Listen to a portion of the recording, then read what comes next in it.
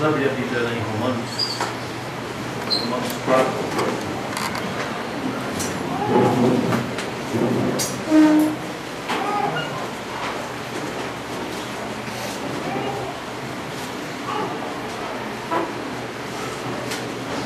Romanos 4.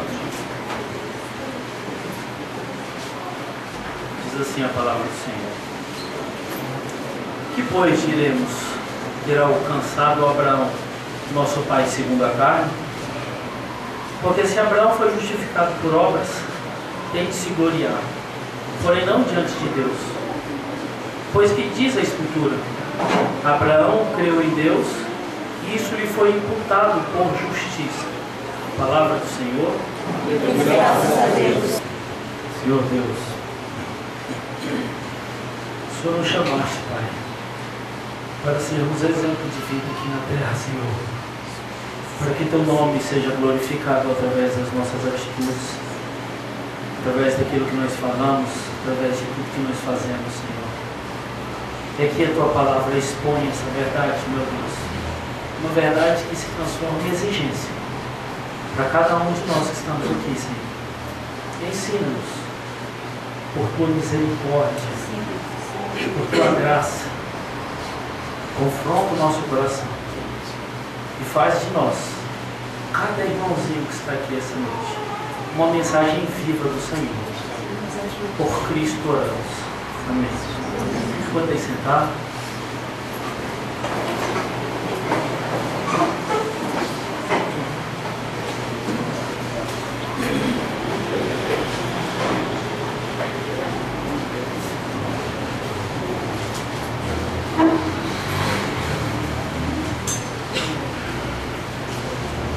É totalmente verdade que o Senhor tem chamado cada um de nós, sua igreja, para que nós possamos, através das nossas vidas, através daquilo que nós cremos, através da forma que nós vivemos, exemplificar o Filho dele no meio de uma sociedade totalmente perdida, totalmente cheia de ídolos e totalmente transviada da verdade da Escritura Sagrada.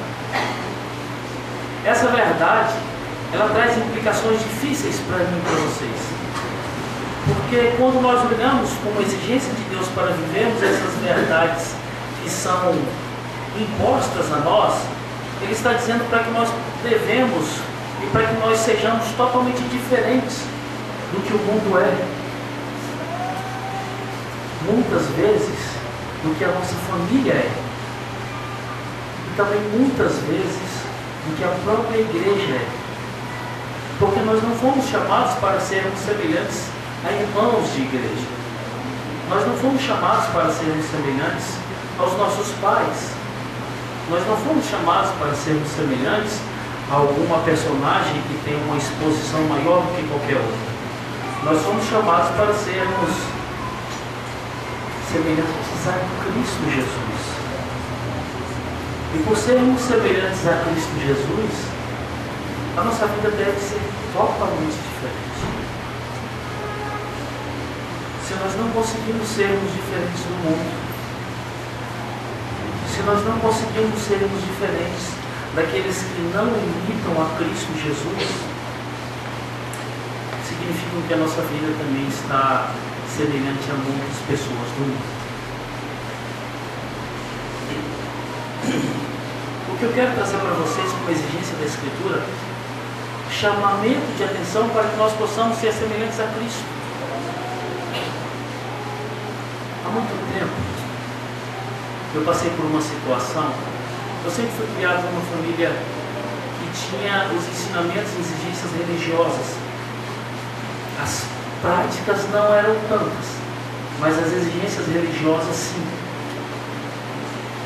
Há um costume no meio da minha família, a qual eu zelo até os dias de hoje, que é de nós tratarmos dos nossos pais de senhor e senhora. Nossos tios, nossos avós e todas as pessoas que são mais velhas. E também de todos aqueles que estão dentro de um grau de parentesco, nós nos reportamos pedindo a bênção. E certa feita na Academia de Polícia Civil, quando estávamos de turma reunida, tendo uma palestra sobre drogas, e o agente que estava ali ministrando aquela palestra, ele estava demonstrando para os alunos a importância que era e que é dos pais atrelarem a educação dos seus filhos numa vida que é voltada para Deus. Ele não estava ali responsabilizado em pregar a palavra de Deus, ele estava ali responsável de falar que você tem que buscar uma religião para que você seja uma pessoa boa para a sociedade.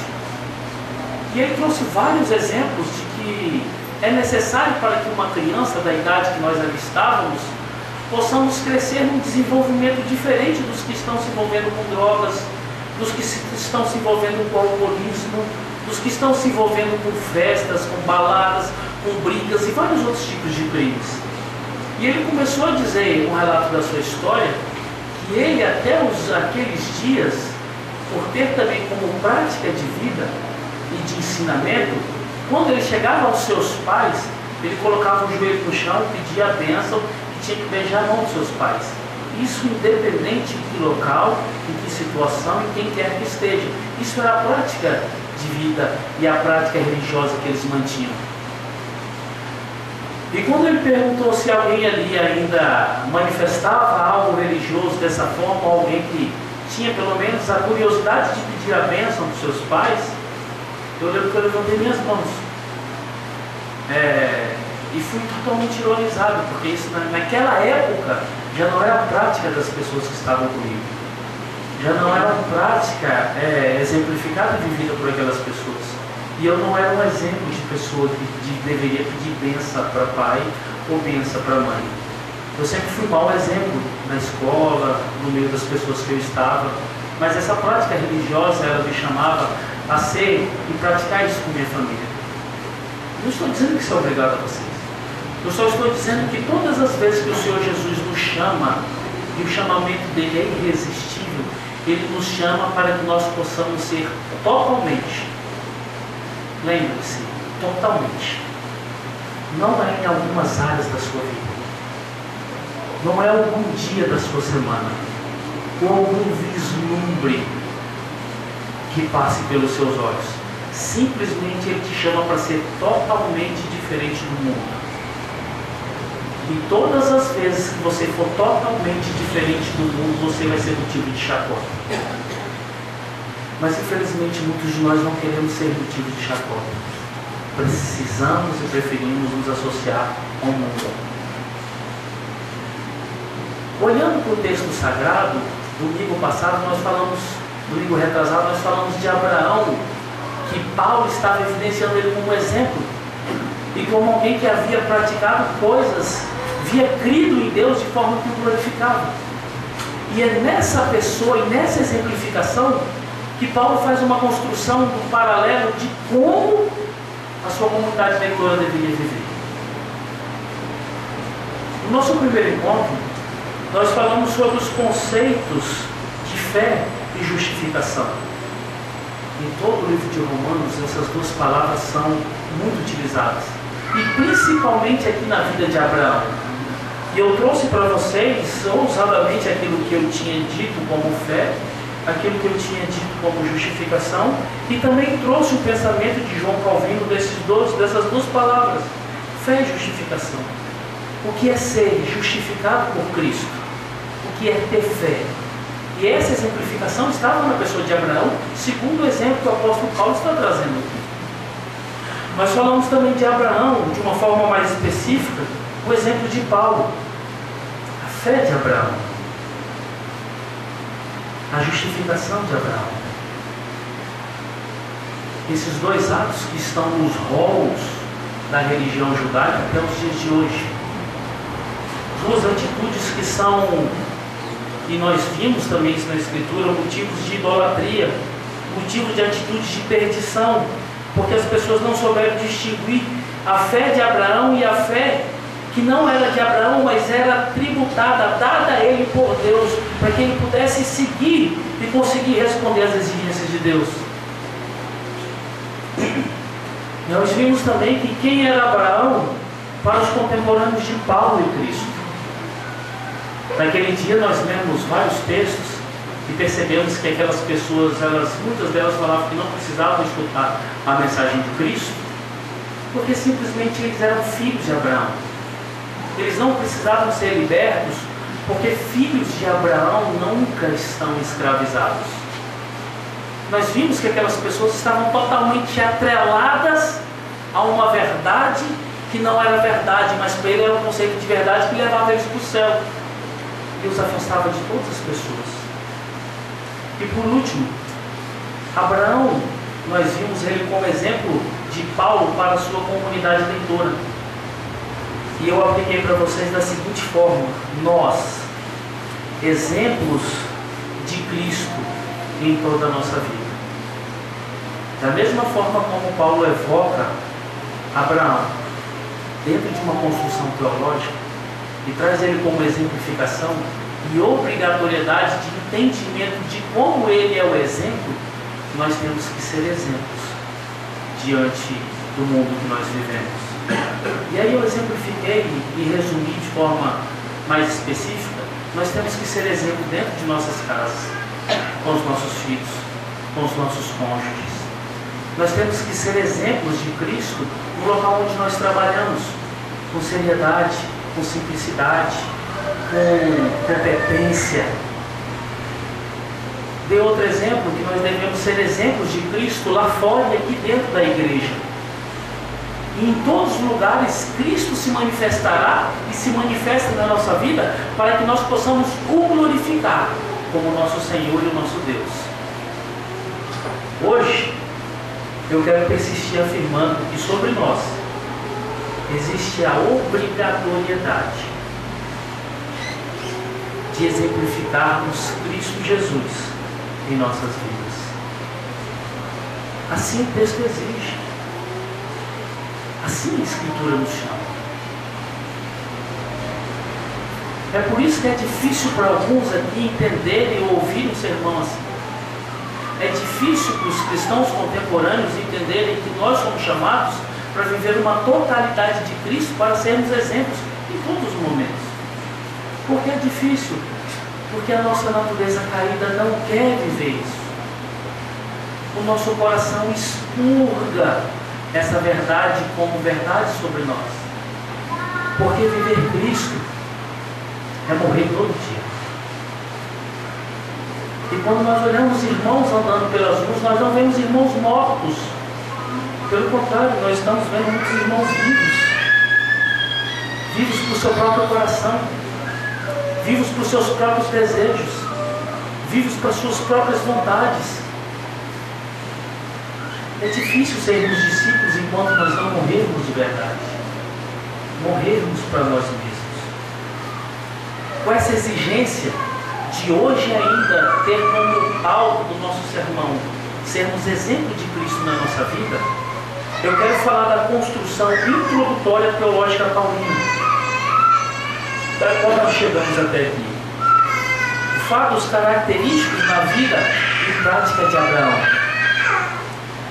E a capacidade, ou a incapacidade, de reconhecer Deus em nossas vidas. E esse último ponto para mim é um pouco mais crucial e um pouco mais grave. Porque quando nós percebemos pessoas incapazes de reconhecer Deus em suas vidas, são pessoas que só conseguem construir altares para os seus ídolos. Idólatras, perdidas, cegas, desviadas, com seus corações embrutecidos, cheios de cristianismo, mas com nada de Cristo, cheios de adoração, mas uma adoração a ídolos. Estão perdidos. Quando encontramos pessoas capacitadas, nós não encontramos pessoas que devem receber honra, louvores, elogios. Nós encontramos pessoas que vivem glorificando a Deus.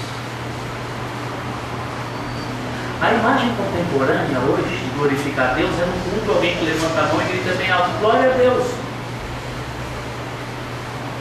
O vislumbre de glória a Deus é aquele irmão que consegue comprar o carro novo. É o irmão que consegue passar no vestibular. É o irmão que consegue passar no concurso público. Esse é o vislumbre da glória de Deus que é nos dias de hoje. Mas a glória de Deus está atrelada numa situação muito mais profunda da vida. A glória a Deus está condicionada não só aos momentos felizes, mas aos momentos difíceis. Não ao entendimento das coisas resolvidas, mas a glória de Deus se manifesta nas coisas que ainda não foram resolvidas, das quais Ele ainda está nos condicionando para resolvermos. Não que a resolução esteja próxima, mas o caminho da resolução é um caminho de dor, um caminho de sofrimento, mas um caminho de aprendizado. E cada passo é glória a Deus. O glória a Deus se manifesta como agradecimento no dia que se findou. E o glória a Deus se manifesta pelo um dia que vai se iniciar e você não sabe o que vai acontecer. Mas glória a Deus porque o Senhor me deu a oportunidade de começar mais um dia. O glória a Deus não está condicionado ao materialismo. O glória a Deus não está condicionado a momentos falaciosos que nós acreditamos que estão condicionados à ação de Deus na nossa vida, como está acontecendo infelizmente hoje no meio do cristianismo. Não. Os incapacitados, eles levantam altares e adoram a ídolos. São diversos ídolos. Os capacitados, eles glorificam a Deus.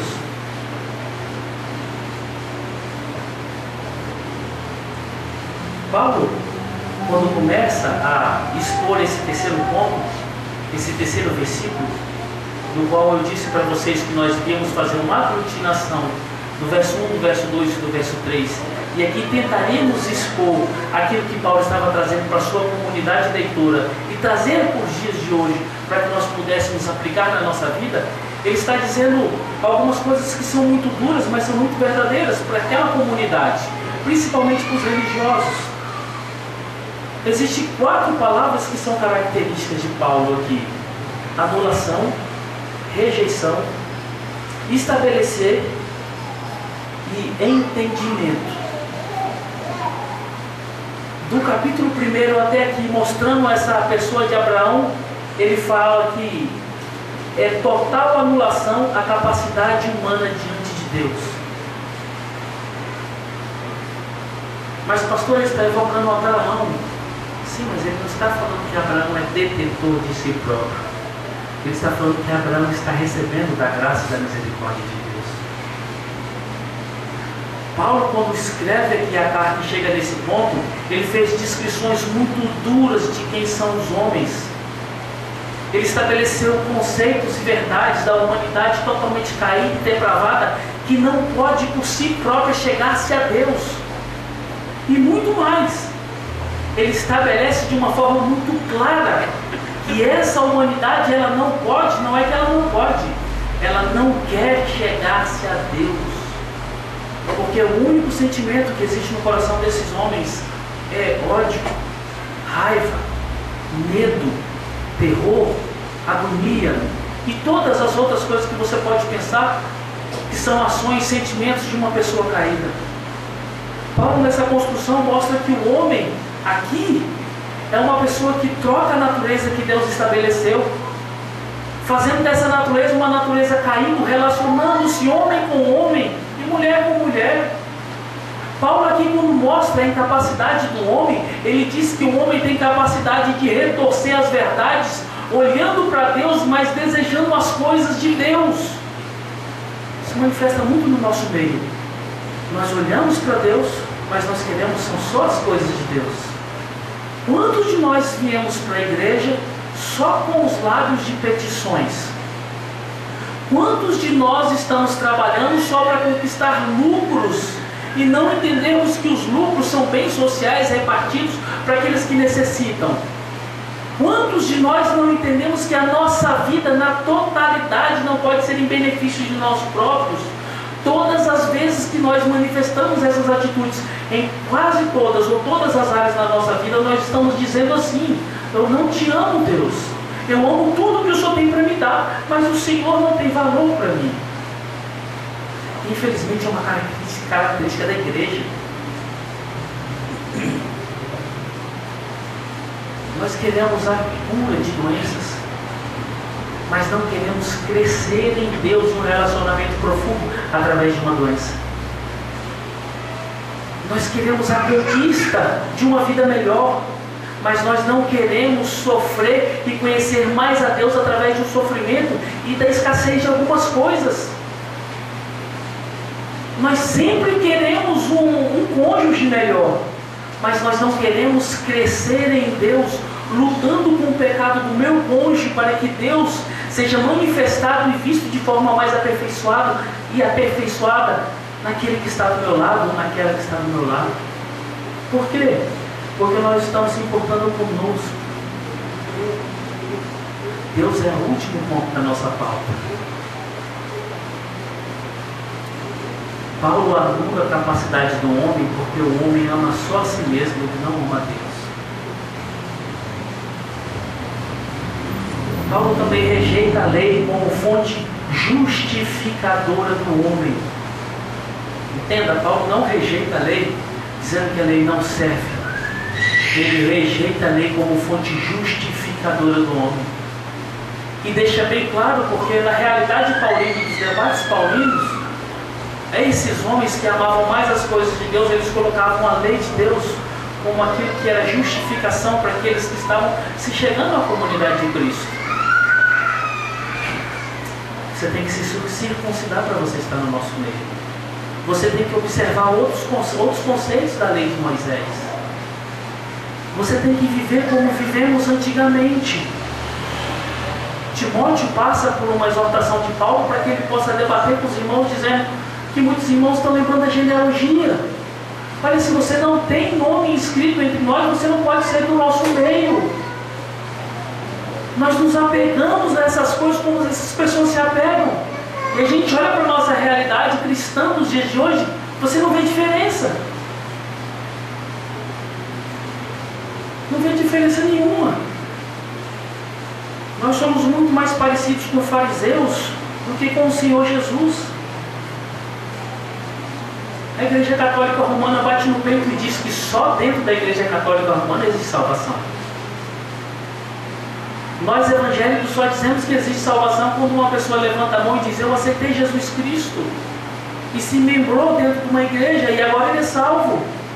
Os testemunhas de Jeová dizem: só estão salvos 144 mil. Ora, para você encontrar salvação e encontrar uma ideologia dessa, é só entrar nesse lugar. É semelhante a essas pessoas.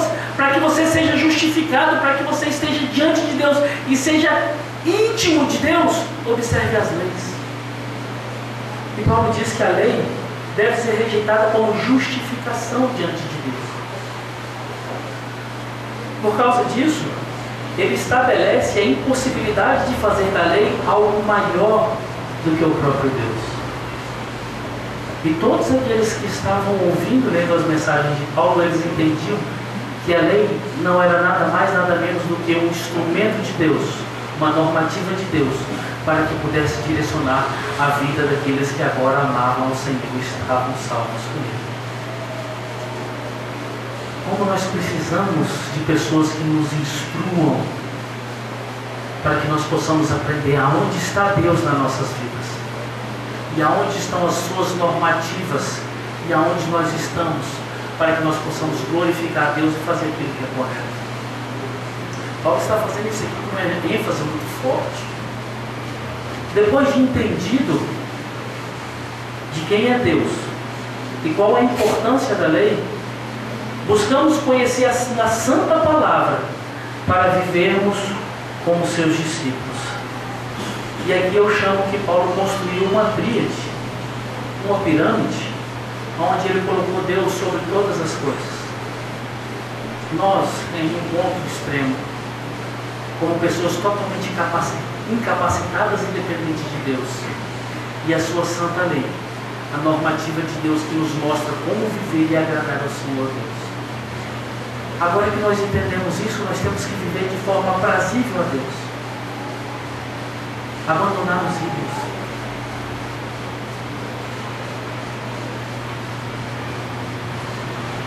esquecer daquelas coisas que nós tínhamos como maioria, como maioral diante de Deus. Parece que não, mas no nosso meio existe muito disso. Eu aconselhava um irmão, e esse irmão falava que o filho era maior do que todas as coisas. Ele não sabia o que faria se o filho morresse. E é uma coisa tão simples e banal do nosso ensinamento, mas pessoas ainda vivem dizendo assim.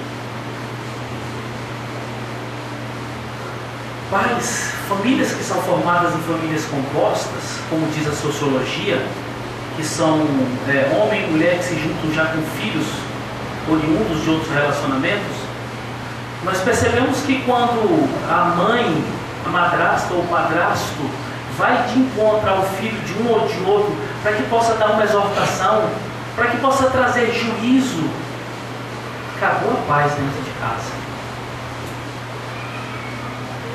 Por quê? Porque aquela pessoa não aguenta ver o seu bem maior sendo ofendido. Ela não aguenta ver o seu bem maior tolhido. Ela não aguenta ver o seu bem maior machucado. E ela prefere levantar guerra contra Deus e contra o mundo para defender aquilo que Ele ama. Não entendeu qual é a posição de Deus nas nossas vidas. Não entendeu qual é a sua posição diante de toda essa realidade. Só depois de entendermos os aspectos da tríade de Paulo, poderemos observar a fé justificadora e os atos justificados de Abraão. Agora, de forma mais clara, observemos o texto. Paulo chamando Abraão. Como eu falei naquele nosso primeiro encontro, ele coloca Abraão, porque Abraão, por ser um patriarca, por ser um homem de maior conhecimento e maior influência, depois ele volta a pessoa de Davi aqui. E Abraão vem com essa exemplificação. E quando nós entendemos que Paulo aqui está construindo não uma pessoa como exemplo de vida, mas uma pessoa que tem em Deus todas as suas ferramentas para que possa responder às exigências de Deus, nós encontramos Abraão, que antes de ser chamado pelo próprio Deus, era semelhante como qualquer outro homem. Vivia o paganismo da sua família, pagão. E quando nós encontramos antes dos 4 atos de Abraão, nós vamos encontrar algo muito maior do que isso, que é o chamamento de Deus na vida de Abraão. Só podem responder e praticar obras com fé aqueles que foram eficazmente chamados. E consequentemente nós observamos o chamado de Abraão no capítulo 12 do livro de Gênesis, onde Abraão estava vivendo sua vida tranquila.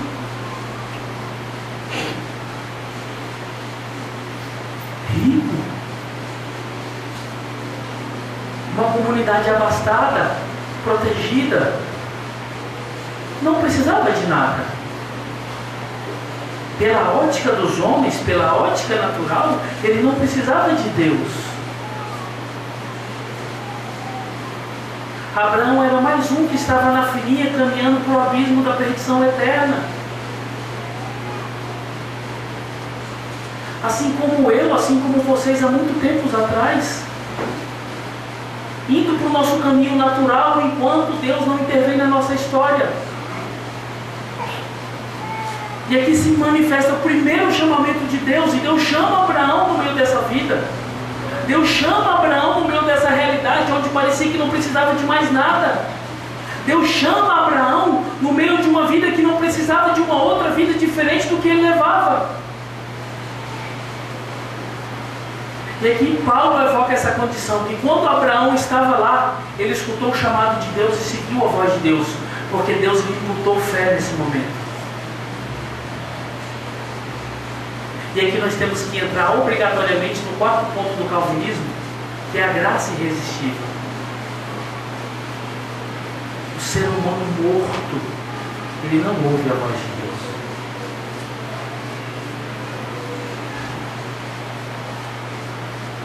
O ser humano morto, ele não consegue ver a cruz de Cristo. O ser humano morto, espiritualmente, ele não consegue contemplar o amor de Deus que se manifestou em Jesus Cristo, em resgate daqueles a quem ele amou. E aí você pode pregar com todas as forças do mundo. Você pode colocar outdoors com nomes escritos "Jesus te ama". Você pode colocar e mandar carros de som no meio da rua, falar bem alto, pregar o evangelho de amor, o evangelho de paz, o evangelho que só traz tranquilidade, o evangelho que só traz coisas boas para os homens. Você pode fazer isso com toda a ênfase do mundo, você pode gastar todo o dinheiro do mundo, mas se não houver um chamamento eficaz da parte de Deus para o pecador, ele vai continuar caminhando para o caminho da perdição.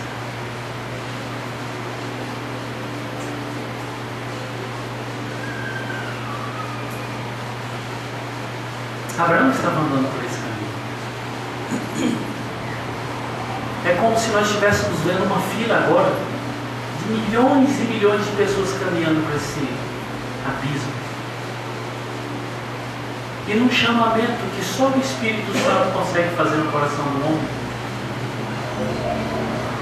um chamamento particular, que vai no fundo do coração, ele tira o pai Abraão dessa fila e coloca ele para andar no caminho oposto, dando-lhe fé e dizendo que esse caminho natural que todos os homens estão andando não é o caminho certo. O caminho certo é o caminho que volta para Deus. Esse é o primeiro ponto que Paulo evoca na condição de Abraão. Abraão é exemplo porque ele ouviu a voz de Deus e seguiu o caminho da verdade. Então vocês agora que ouvem a voz de Deus, deixem o caminho natural que as pessoas estão percorrendo, até propriamente os irmãos da igreja, até propriamente os irmãos da fé. Deixe esse caminho natural e siga o caminho da Escritura.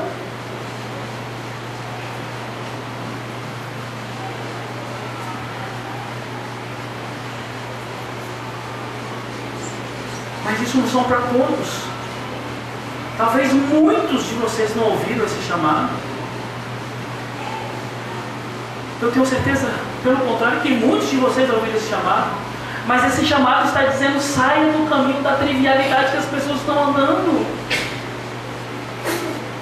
Paulo está dizendo isso para a igreja: abandone os ídolos, abandone a lei justificadora, abandone a perseverança em errar contra o Senhor e ouçam e vejam como Cristo é em nós, como Deus foi em Abraão e resgatou ele do caminho da perdição e fez ele homem de Deus.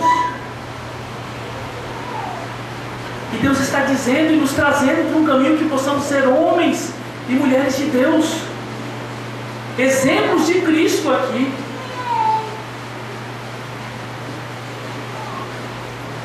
Mas para isso você vai ter que andar no contrafluxo. A maioria das pessoas mentem, irmãos, mas você não pode. A maioria das pessoas enganam, irmãos, mas vocês não podem. A maioria das pessoas estão vivendo em conformidade aos seus corações, mas vocês não podem. O exemplo de Abraão: sai da tua terra, sai do meio da tua parentela e vem para um caminho que eu vou te mostrar, uma terra que eu estou te prometendo. É Deus dizendo para a comunidade leitora: abandone os ídolos, abandone a vida particularizada e viva o que eu tenho para vocês. É Deus dizendo para cada um de vocês, em cada área específica, porque eu não conheço as minhas. Abandone os maus caminhos. Abandone a trivialidade do mundo, a trivialidade da igreja que está no caminho errado, muitas vezes, em muitos aspectos, e olhe para o Senhor Jesus.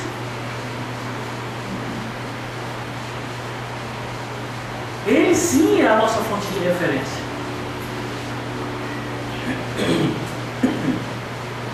Existe um segundo ponto em que Paulo evoca aqui também no texto, em que é a promessa a Abraão, que se encontra no livro de Gênesis, no capítulo 5, no capítulo 15, verso 6, onde Deus vem aqui enfatizar que Abraão teria um descendente e que ele seria pai de multidões. Mas o quadro era caótico. Abraão se encontra no momento em que o seu servo seria o seu descendente e que todos os que estavam ao seu lado viam aquela situação como uma situação vexatória, e Abraão não podia passar por isso. E esse quadro caótico só ia piorando, porque cada dia que passava, Abraão ficava mais velho, sua esposa ficava mais velha.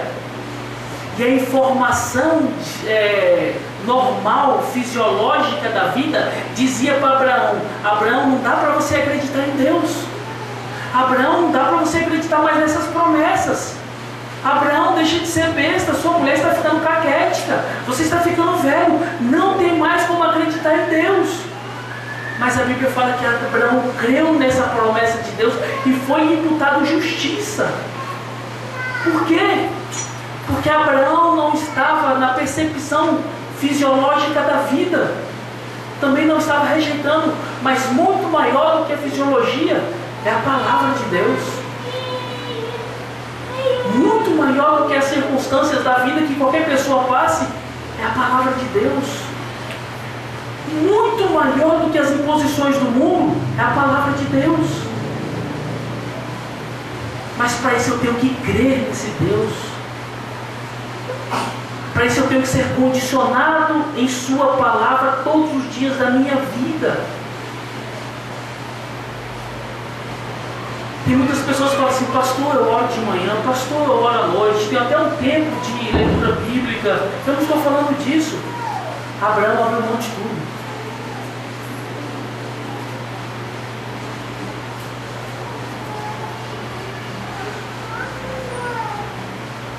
Você está fragmentando tempos para Deus.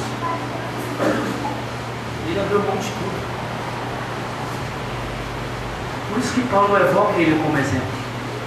Porque quando você encontra Deus na mesma perspectiva de Abraão, você abre mão de tudo por causa do Deus da sua vida. Então Paulo tem essa exposição pétala por pétala, pétala por pétala. Nosso relacionamento com Deus é isso. Hoje eu te dou uma pétala, amanhã eu te dou outra. Essa representação é muito verdadeira. Não é pétala por pétala. Tem que dar tudo. Tem que confiar em tudo nesse Deus. E aqui o verso 3 do capítulo 4, ele está dizendo isso. Pois que diz a Escritura: Abraão creu em Deus, isso lhe foi imputado por justiça.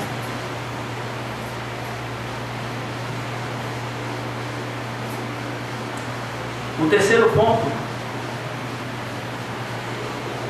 Gênesis 21, do verso 1 ao verso 7, fala do nascimento do filho de Abraão. A promessa de Deus se cumprindo. É Paulo mostrando para a sua comunidade de leitura que aqueles que esperam em Deus, aqueles que estão firmes nas suas palavras, eles vão ver as promessas de Deus se cumprindo na sua vida. Mas cuidado, irmãos. Muito cuidado. Tem pessoas nos dias de hoje que falam assim: pastor, eu sei que eu não vou morrer enquanto a promessa de Deus não se cumprir na minha vida. Vai. Pastor, eu tenho certeza que nenhum mal vai acontecer comigo enquanto a profecia que eu ouvi não se cumprir. Opa! Aí já não estamos olhando o conceito da Escritura. Mas todas as vezes que nós estivermos firmados na sua palavra, todas as vezes que nós estivermos esperando na sua palavra, Deus nos dá a graça, a força e a certeza que a sua palavra em si vai ser cumprida, não para satisfação nossa, mas para a glória do nome dele. E esse cumprimento não está estabelecido na minha vida e na existência enquanto eu estiver aqui, ou no tempo que eu determinei, no tempo dele. O povo, quando estava recluso no Egito, e Deus já havia estabelecido isso no diálogo com Abraão, que o povo ficaria ali preso, escravizado durante centenas de anos. Quantas gerações e gerações creram na promessa que Deus iria libertar? Porque da mesma forma que veio a promessa da escravidão, veio a promessa da libertação. Quantos morreram não vendo a promessa se cumprir? Deus se falhou? Deus não foi capaz de cumprir sua promessa? Não é isso. Ele cumpre aquilo que ele tem para cumprir quando ele quiser cumprir, quando o que ele tiver estabelecido acontecer. E o que nós devemos fazer? Confiar em Deus. Entregar as nossas vidas a Deus. Amar a Deus. Só isso. O quarto ponto que Paulo evoca, isso existe uma discussão entre os comentaristas que dizem que aqui é uma condição implícita em tudo que ele está chamando a atenção na vida de Abraão. É o que acontece em Gênesis capítulo 22, que é o sacrifício de Isaac. Olha que maravilhoso. Deus chama Abraão, Deus faz promessas a Abraão, essas promessas são cumpridas, e agora no capítulo 22, em determinado momento da vida, Deus fala para Abraão: Abraão, meu filho, tudo que eu te falei deu certo. Eu cumpri minhas promessas. Você ama muito seu filho. Seu filho é tudo que você tem. Você está feliz, Abraão? Pô, pai, claro. Pois é. Pega seu filho agora, que você muito ama, que foi tudo que eu te prometi. Há quase meio século você está esperando por isso. Traz ele para mim e sacrifica ele. Que Deus está falando: acaba com tudo que eu fiz por você. Põe fim na promessa que eu fiz para você.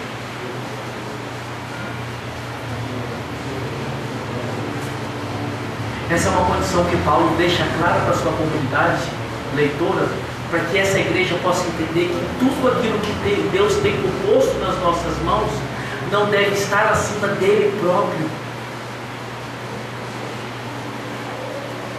Uma coisa que me chama a atenção dos puritanos, e essa verdade praticada e exercida principalmente em momentos de colonização em países que começaram o seu desenvolvimento, era que a riqueza deles era o bem social que deveria ser partido. Riqueza é algo muito bom, dinheiro é algo muito bom, mas é algo que está em nós para ser compartilhado com aqueles que estão ao nosso redor. E você percebe que muitos de nós não conseguimos abrir mão de meras riquezas, meros papéis, meras posições sociais, meras condições estabelecidas por Deus. Imagina se fôssemos postos nessa mesma condição que foi Abraão. Pega tudo que eu te dei agora, Abraão, sacrifica.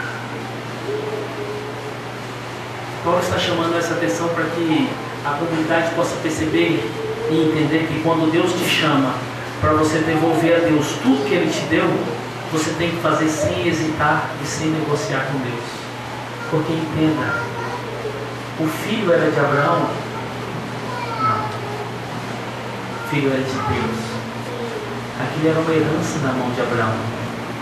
Abraão tinha que cuidar, ensinar, inculcar a palavra na cabeça daquele menino, mas tudo aquilo era de Deus. Quando não conseguimos devolver a Deus aquilo que Ele tem nos dado, é porque o nosso conceito está errado da seguinte forma: nós não entendemos que Ele tem nos dado dele mesmo e é dele ainda. Ele tem nos dado, é nosso. Eu não preciso devolver para Ele, eu não preciso compartilhar com ninguém. Eu faço o que eu quero. Quantos de nós estamos assim, irmãos? Fazendo o que nós queremos.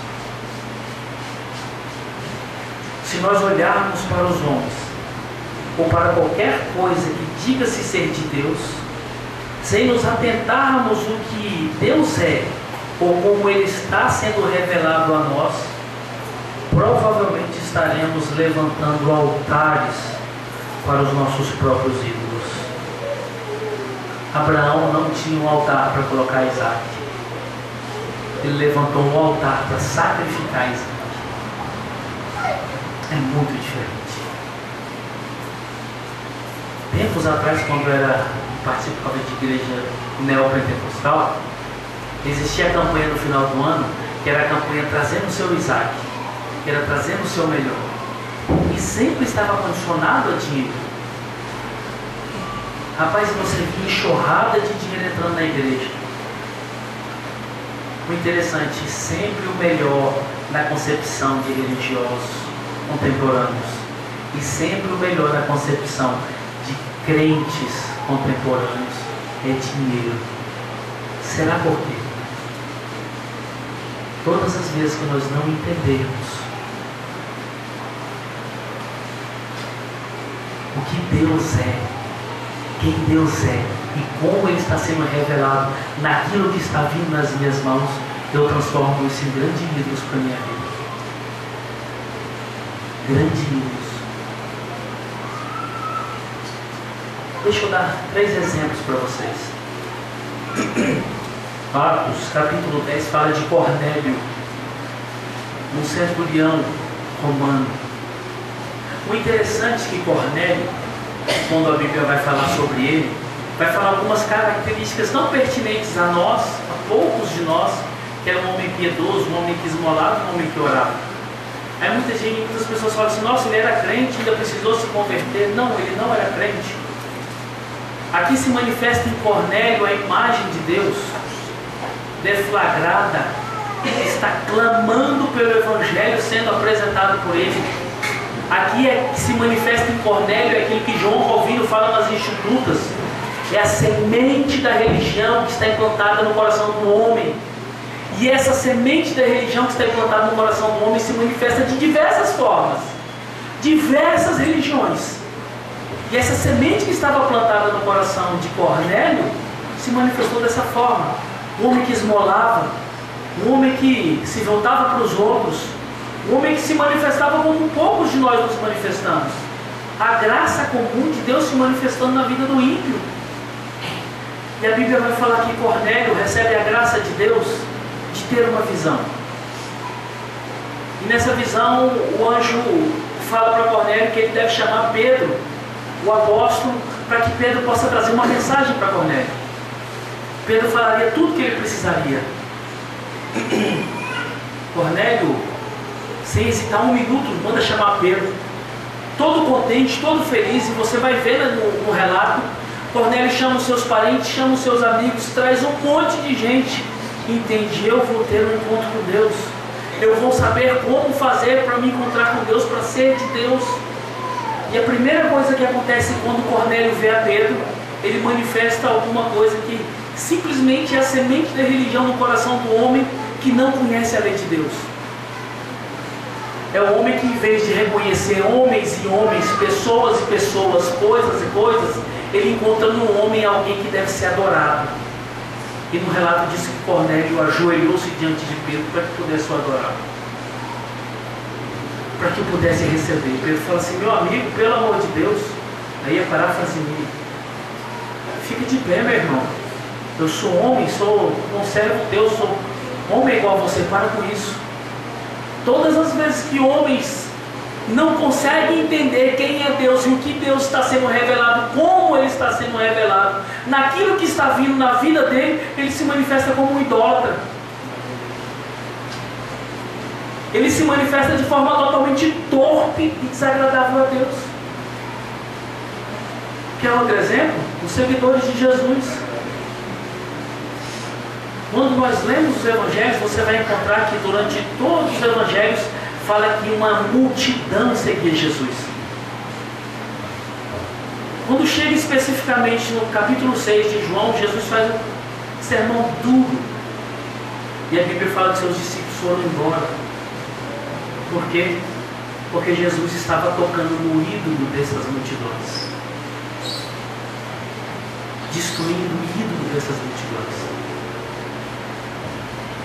E o último exemplo, que é tão triste quanto os outros demais, são os próprios discípulos de Jesus. Idólatras, pecadores, ignorantes, que durante todo o relato do Evangelho você vai perceber que eles, por eles próprios, mostrando a incapacidade do homem, eles queriam ser uns maiores do que os outros.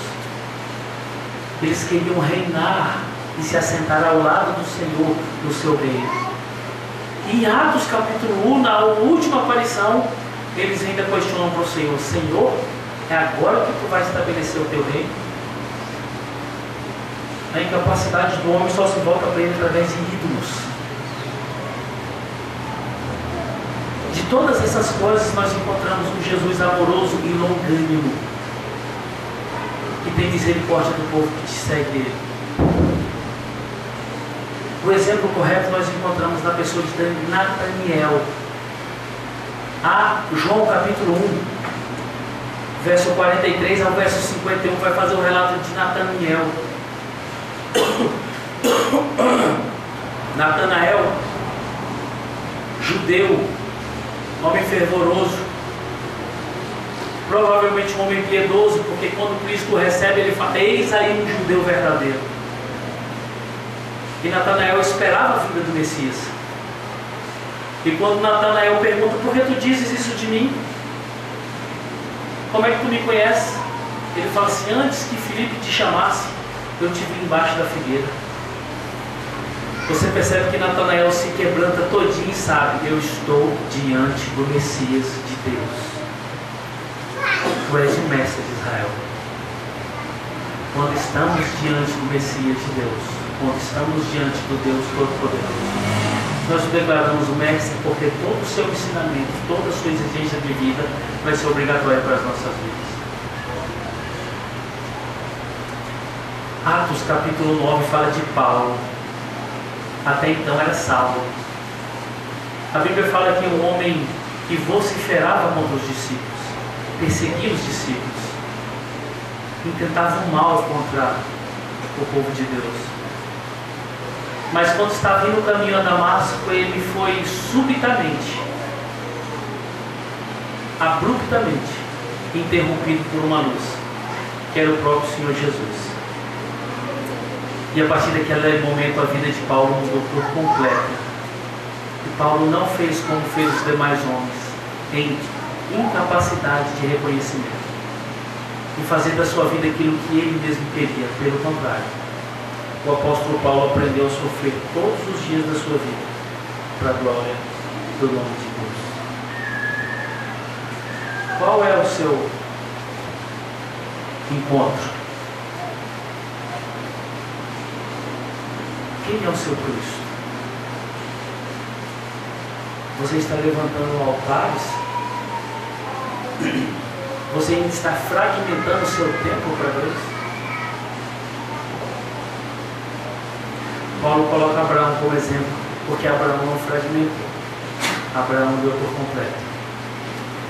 E como exigência para nós, que foi falado no início aqui, você foi chamado para ser exemplo de Cristo hoje. Você está exemplificando Cristo, irmãos. Suas palavras estão sendo verdadeiras. Suas atitudes estão sendo verdadeiras. O seu louvor a Deus está sendo verdadeiro. Você está perdoando ou perdoa de verdade aquele que te magoou, aquele que errou contra você. Você foi chamado para ser exemplo de Deus no meio que você vive.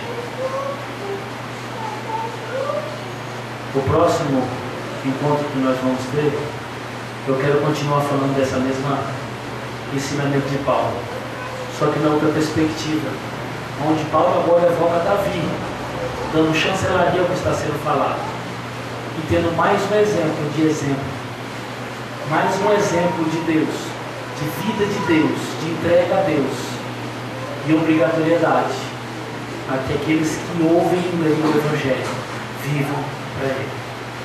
Amém? Vamos fechar os nossos olhos, vamos orar.